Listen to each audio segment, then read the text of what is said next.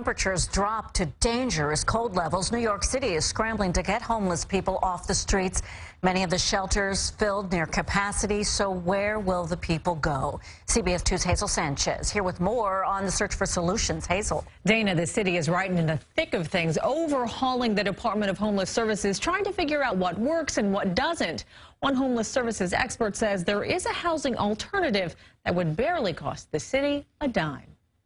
As the city continues its 3-month evaluation of the Department of Homeless Services, it's searching for ways to more efficiently get people off the streets. Part of our review process is to look at what works for families, what works for individuals. Dan Reagan has been living at a 350-bed men's shelter at the Bedford Atlantic Armory in Brooklyn, an environment he says works for him. The place is huge. It's really a nice building. I mean, it's very, I mean, they could hold a lot more people if they really had to.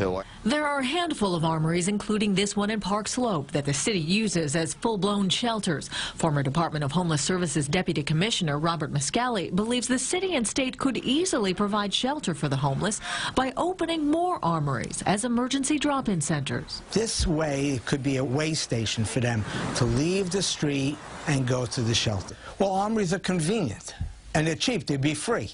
The state controls the armories. Drop-in centers are not for sleeping. It's a place for food, warmth, and a chance to connect to services.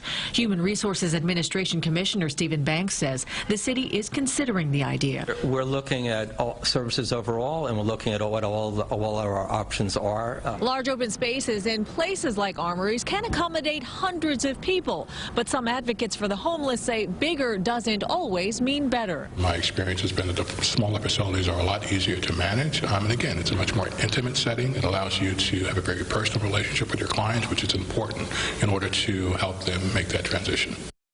And those are critical transitions, especially during cold winter months. And it's important to note Governor Cuomo's executive order requiring local governments to take homeless people off the street in freezing temperatures. That goes into effect tomorrow. Dana. Hazel, thank you.